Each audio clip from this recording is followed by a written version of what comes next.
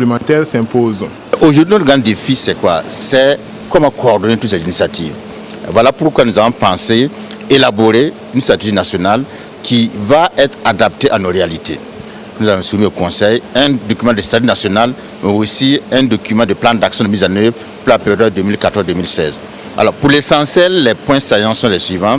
D'abord, on veut essayer quand même d'approfondir encore davantage nos dispositifs législatifs, juridiques et surtout institutionnels, pour que ce soit encore plus efficace. L'autre aspect qui est essentiel, c'est le renforcement des capacités des acteurs, notamment en matière de renseignement, en matière d'information, pour pouvoir agir à temps. Certains pensent que non, c'est pour les pays riches, ils ne sont pas concernés. Bien au contraire, il faut qu'on arrive à faire en sorte que les gens comprennent que c'est un fléau qui a un impact sur notre économie pour lequel il faut combattre. Pour la mise en œuvre de la stratégie de lutte contre le blanchiment des capitaux et le financement, le plan d'action 2014-2016 se veut une approche participative réunissant non seulement les acteurs concernés, mais aussi les organisations de la société civile.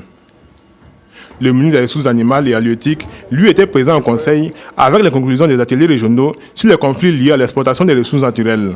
Les participants à ces différentes rencontres recommandent la tenue de cadres de concertation du genre dans toutes les provinces et toutes les communes du Burkina. Le Conseil a donc décidé d'opérationnaliser cette recommandation.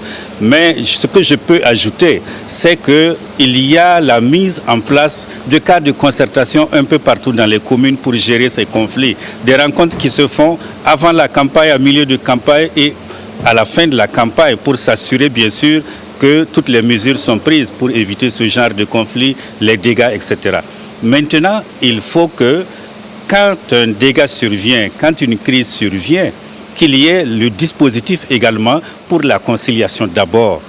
Et à ce niveau-là, nous avons bien sûr demandé l'accompagnement du ministère de la Justice. Le Conseil a donné son accord pour la mise en œuvre de ces partenariats, dont le premier acte va être l'opérationnalisation des tribunaux départementaux. Le Conseil a aussi instruit la création d'un fonds permanent afin de permettre de mieux faire face aux conflits liés à l'exploitation des ressources naturelles qui viendraient à naître et aussi faire face aux conflits de tout genre à travers les pays. À ce deuxième conseil des ministres de l'année, le ministre de l'Aménagement du territoire et de la décentralisation a présenté un projet de décret portant création, composition, attribution, organisation et fonctionnement de la CONAD. La CONAD étant la Conférence nationale de la décentralisation. Le ministre de l'eau, des aménagements hydrauliques et de l'assainissement a fait au conseil 2 communications orales. Précision à nouveau, c'est Sylvestre. Le changement institutionnel intervenu au Burkina et qui a vu la création du ministère de l'Aménagement du territoire et de la décentralisation justifie le projet de décret portant création, composition, attribution, organisation et fonctionnement de la CONAD, la Conférence nationale de la décentralisation.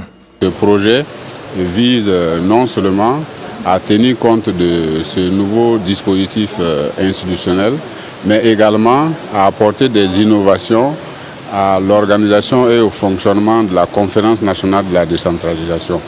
Particulièrement pour prendre en compte un certain nombre d'acteurs dont le nombre s'est accru. Il s'agit par exemple des maires et également certaines dispositions qui précisent les délais de convocation et les délais de remise des documents afin que les acteurs puissent s'en approprier. Il y a également les conférences régionales, les CORED, qui ont été organisées tant bien que mal et dont il fallait construire